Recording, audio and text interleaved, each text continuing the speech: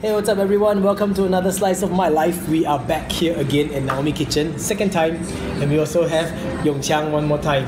I didn't give the proper information, so here we go, Naomi Kitchen. I'll put a link in the video description so that you guys can check it out. The matcha latte is a bit too sweet, but this Japanese royal tea, awesome. And today we are talking about North Star. I won't be giving you a proper review of the North Star because I don't own it. This is my second time handling it. The first time was like a month ago, and this belongs to Yong Qiang. So it's a full titanium body. It's available in different metals. Yeah, in all four metals: brass, copper, stainless steel, and titanium, which this is the one. Titanium. And they only make 25 of each. And then for each purchase that you make, it actually comes with 3 button sets. So 1 red, 1 black, and 1 blue. And it's hard anodized aluminium, so it's good finish. But for the bearings, we are not sure what bearings they use. The serial number is under the button itself, so I'll show that to you guys really quick. Oh, that's a nice number. 1 out of 15 for this batch, right? 15? Yeah, 15, bro. Oh shit, that might be 15 for each, yeah. 15 for each, so this is 1 out of 15 titanium. So that's cool. Alright, so check it out. This is a really small bearing, and I'm gonna give you guys a quick size comparison versus the Dapper, because everyone seems to be quite familiar with the Dapper. So Dapper, North Star. North Star is smaller than a Dapper. I don't know if you can see the bearings, but just take our word for it, the bearing is really small. Versus a 188 spinner, you're not even able to fit the 180 button in. Look. There's just no way. The inner diameter is way too small. Yeah. The one thing that stood out to me the most that Yong Qiang was sharing with me is that the machining on this, the machining quality is out of this world. It's really difficult to get rounded edges like that all around, even on the inner lid. And also look at the quality of the slots for the tritium vials. We've even got the small details and indentations inside.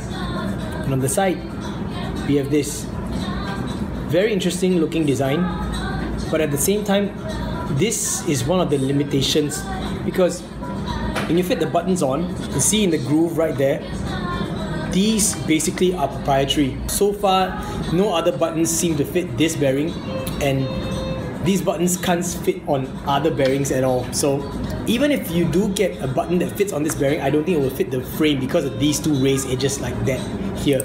What I really like about the North Star spinner, first and foremost, is how well it fidgets, because its style is really light and it's very small as well.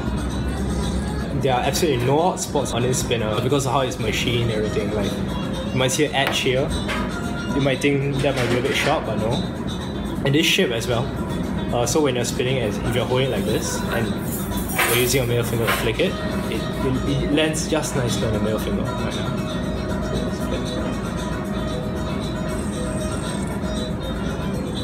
If I remember correctly, the last time I checked, I think the titanium one was about 160 USD, but it comes with all 3 buttons. I will vouch for him on the hotspots thing.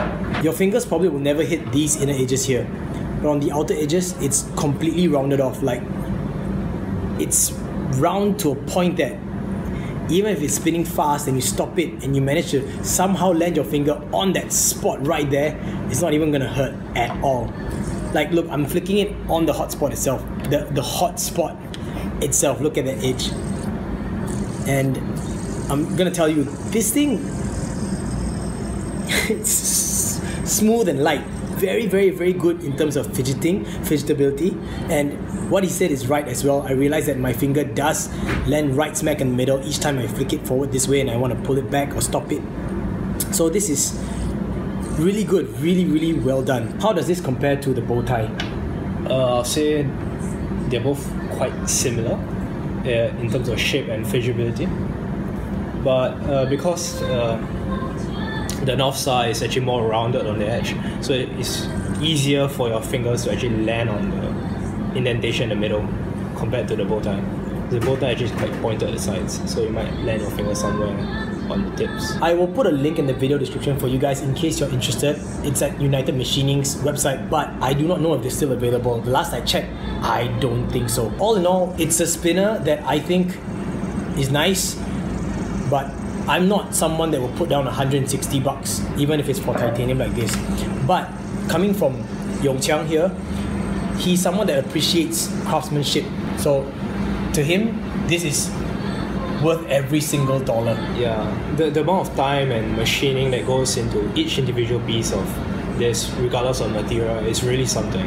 One of the main reasons why the guy that runs United Machining only has small batches of this was because of the machining time and the cost that goes into each and every one. So that's why he has to make it in small batches. So this is like a review from him and an overview from me at the same time.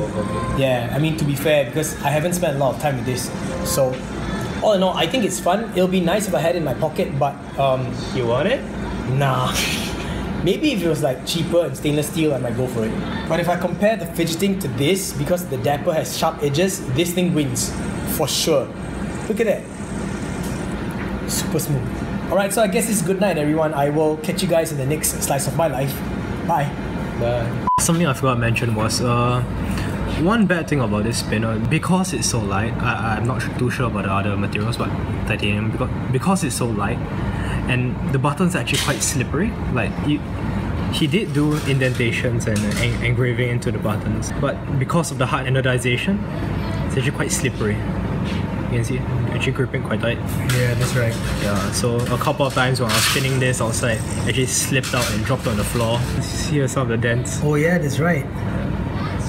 Feels bad, man. The original finish was stone wash, right? Yeah, it was stone wash. But I carried it in my pocket so much that I can actually see some of like the coins and some of my keys are scratching onto the surface. Oh yeah. So it's making a secondary stone wash now. Especially the sides. So we call that I use my shit stone wash.